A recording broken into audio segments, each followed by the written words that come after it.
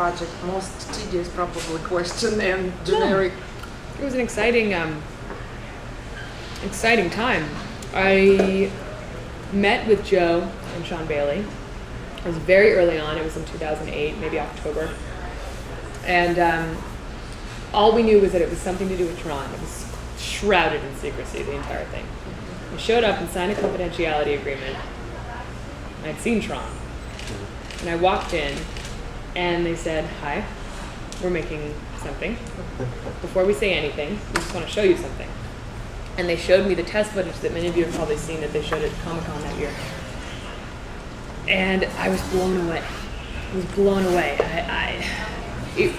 Even though now the film itself has taken that to an extreme other level, that blew me away. And it ended, and I looked at them and I was like, "Yeah, I'll do it." And we hadn't even talked about it. And they're like, "Well, hold on, okay, so this is the story we're trying to tell. It's a family story, and this is the female character that we want to create." And she was still being developed. She obviously wasn't in the original film, so there was a lot of room to create whoever we wanted. And they said, "This is the kind of character that we want. What do you think? What would you do with it? Blah, blah, blah." And it just felt immediately right. Once the three of us were in the room together, we clicked, and there was a really great communicative, excited spirit. And I really love those guys. And it was clear to me that they were the right ones to make this movie. They had a real understanding of the material. And Joe was obviously this visionary, and had this unique perspective on the whole project. It was really exciting. And then after that, one thing led to another, and then it was really exciting to be able to be there for the search for Sam Flynn. And we read with hundreds of guys and found the right one, and then the project went to the next level and beyond. And throughout, they were very inclusive as the script was developed, as the cast was put together, and they really invited our input, and so we got to feel involved from the beginning, which is why I think we now feel such a sense of pride, because it feels like it's our baby. I remember reading with Garrett, and I thought it went well, and then I went behind the monitors, and there was Joe and Sean, and they were like, "Oh my god, it's amazing, the two of you, oh my god." And I was like, "Really? Wow." And they were like, "Yeah, it's just like zing, zing, zing." And they were so excited because they felt like the puzzle was coming together, and that's how we felt throughout the whole movie, that it was really fun to work with each other. I mean, everybody just felt that. And then, Michael Sheen showed up, and it took it to a whole other level and became even more surreal. But I think, Jeff, too, I remember the first time I worked with Jeff on the scene, I thought, "Oh man, this is cool." I knew, I'd hung out with him in a personal way. When I got the role, I knew that our characters were meant to have had a real strong connection and to have lived together for hundreds of years, so I wanted to develop a connection. Once we started acting together, I was like, this is exciting, because he's unpredictable and he's so present, and so alive. And so, yeah, he's everything you'd want him to be. You said you saw Tron before going for the role. Was that when you were a kid, or? No, I saw it when I knew I was going to meet with them, because I felt like, have I seen Tron? I feel like I've seen Tron. But that's how a lot of people feel, because you've seen so many images from it. Yeah. And you've seen it on Family Guy, or you've seen it somewhere, and you think like, oh, or you've seen Tron Guy, and you think that's Tron.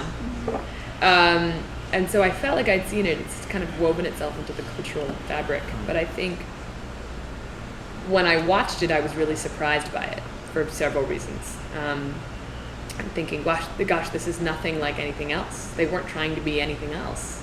How interesting is that? And it was from the mind of Steven Lisberger, who has a very unique perspective on philosophy and technology, and that really comes through. So I think it holds up, even though it's dated. It's still unique. There's nothing like it, and it visually is so stunning. I still think it's a great look. The black and white with the colors, I think it's beautiful. At one point, I was hoping we would be in black and white. Thought it would be great, but it's appropriate that we're making the film 30 years later when technology has developed to a point where it can be as revolutionary. This film can be as revolutionary as the original. I'm sure you've heard we're using 4 different types of technology that have never been used in film simultaneously. Not to mention the suits, suits like that with electroluminescent lamps have never been done before. so many things in the film have never been done before. So it's going to be as groundbreaking as the first one. How was the suits when you tried it first time? Well, the suits were built based on our bodies, and we had at least 11 fittings for the suit because they were built piece by piece, and it had to feel like second skin, but it was also armor. And so it had to match the kind of character you were, the kind of fighter you were, and each one had to be unique. Garrett and my suits match more than anyone else's. It's almost like we're two pieces of a puzzle. But it's really kind of fascinating how the suits were put together based on this digital scan of us. And I think as the suits, came closer and closer to the eventual sculpture, because that's what they really looked and felt like, it's a sculpture, it informed how the characters were going to be. And as I figured out that Quorra was going to be a very lithe, cat-like little, I like to call her a little ninja bot. She was clearly not like this voluptuous, statuesque thing. So the suit, we got to whittle down a little bit of the voluptuousness. And realized that she had to be able to move, she had to be able to stretch. Yes, she's wearing heels because that's a powerful thing. But she still had to have a kind of ninja-like warrior costume. And I was working in all the influences that I had discovered for Quorra. Everything from ancient Buddhist warriors to Joan of Arc, who became kind of my main source material for Quorra. And that was really influencing my input into the suit building process too. And again, Christine and everybody making the suits, they were really open to our input. We knew it was going to be uncomfortable, and whenever you're wearing something that's a revolutionary piece of costume, it's going to be uncomfortable. But it's worth it. I think Lady Gaga would agree. After Star Wars, Natalie Portman said that shooting with a green screen is like a final test for an actress. When you shoot everything with the green screen, do you think so? I would absolutely agree with that. Yeah. But it's like returning to theater. You have to use your imagination in the same way you do on stage. So I used a lot of my theater training and remembered, working only in a black box stage. And that's how it feels. We were lucky to have a lot of practical sets on the movie, though. They could have just put us on a platform with a green screen. Instead, we had giant, beautiful sets, sometimes, 30 feet off the ground. You saw the footage, the safe house scene, the white room. That was probably the most beautiful set I've ever seen. And there would be an audible gasp when people walked on stage.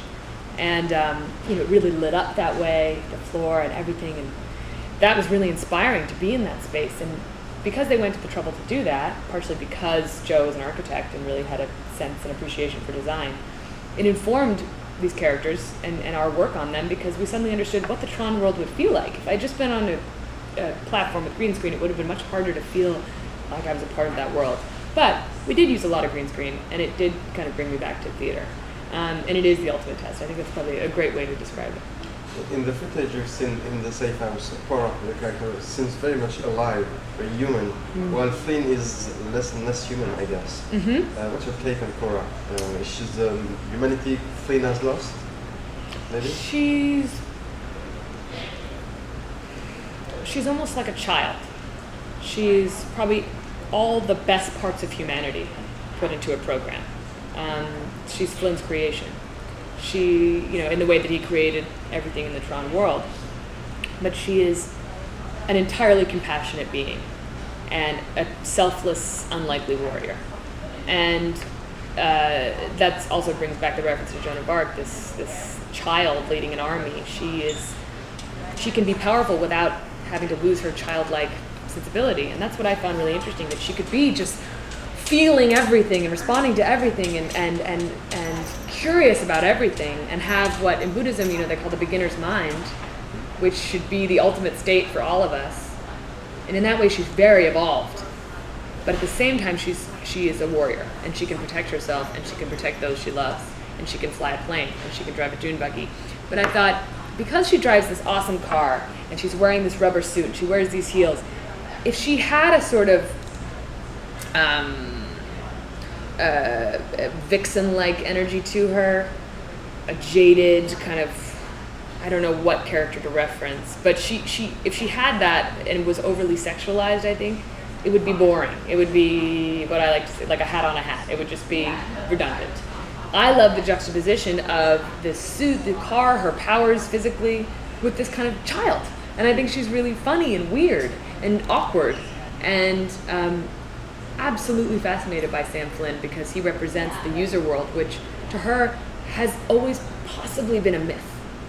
Because they know Kevin Flynn is real, but is he real? He's this god, but so mysterious to them.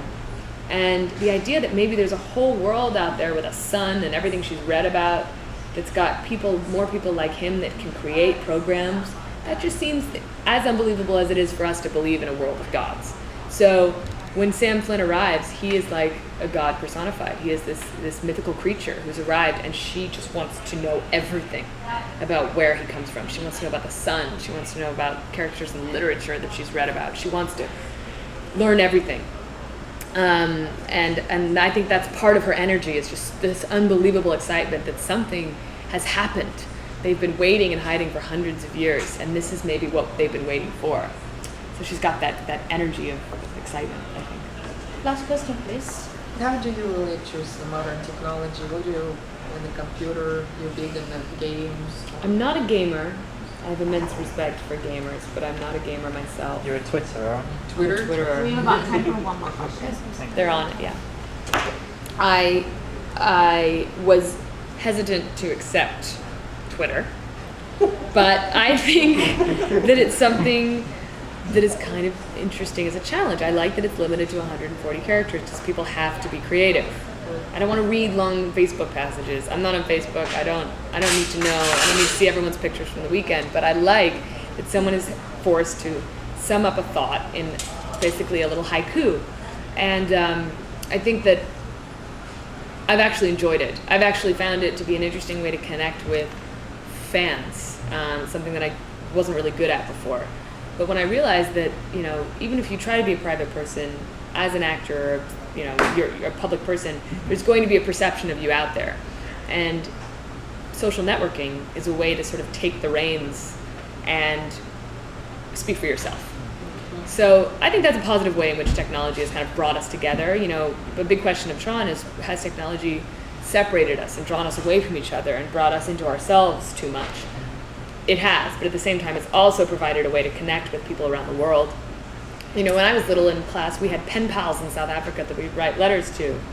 Now they have video conferences, and it's an entirely different world to grow up in. And I think if we can harness the positive power of technology for those things, for education, for the development of technology for energy and stopping our destruction of the planet, then it'll be a great thing. But the message of the movie is that we have to step back and consider what we've created and how we can use it for good. Nice. Thank you very much. Thank you so much. Thank you.